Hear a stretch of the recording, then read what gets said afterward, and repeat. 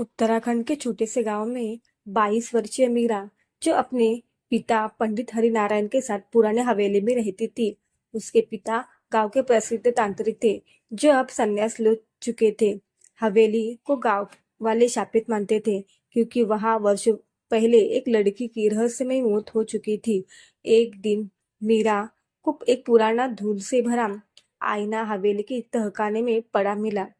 वो आईना बेहद सुंदर था, सुनहरे बॉर्डर वाला, लेकिन उसका कांच कुछ जगहों पर जले हुए जैसा काला था।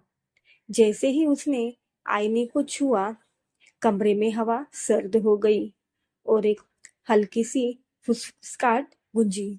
अब मैं देख सकती हूँ। मीरा ने ये आवाज नजरअंदाज की और आईने को अपने कमरे में लाकर दीवार पर टांग दिया।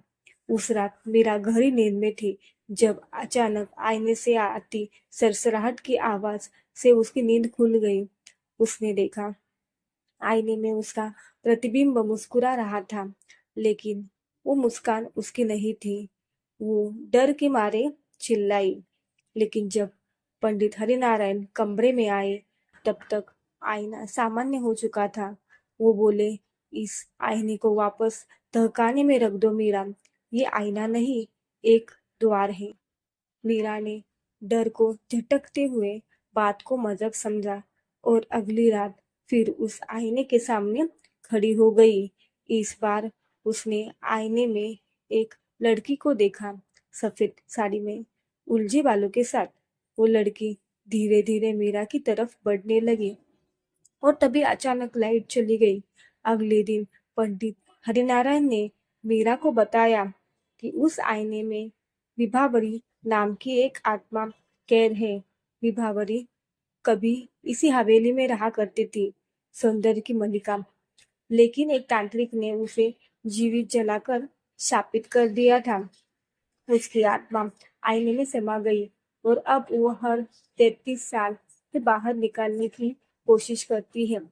अब 33 साल पूरे हो चुके हैं, पंडित बोले, और तुम्हारा चेहरा बिल्कुल उसकी तरह है।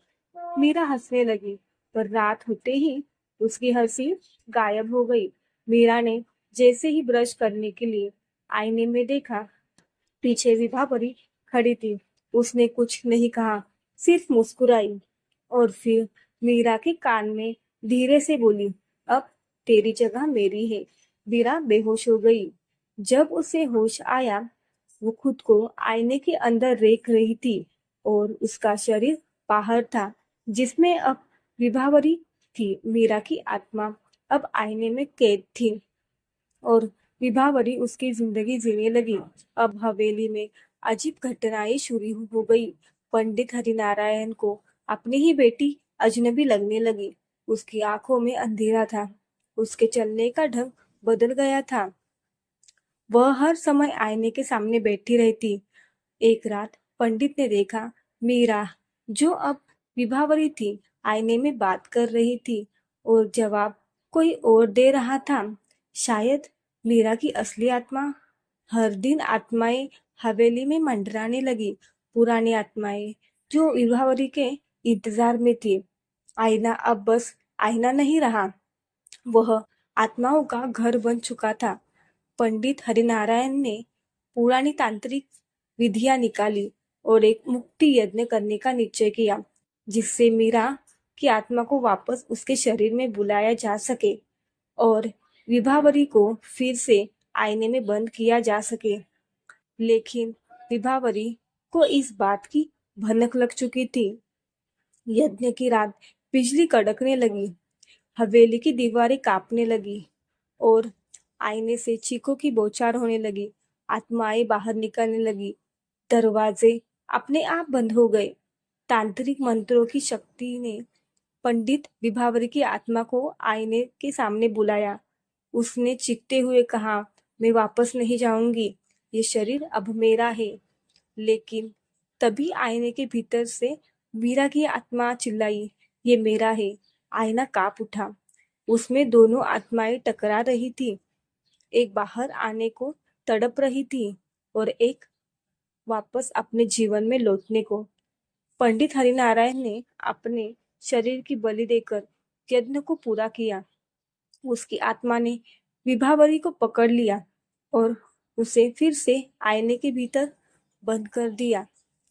मीरा की आत्मा वापस उसके शरीर में आ गई, लेकिन पंडित हमेशा के लिए चला गया। मीरा अब सामान्य थी, लेकिन उसने आईना नहीं हटाया। वो कहती थी, अब वो सो रही है, पर अगर कोई और उसे आईने में देखेगा, शायद वो फिर जाग जाए। हवेली अब वीरान थी, लेकिन अब कमरा अब भी वैसा का वैसा।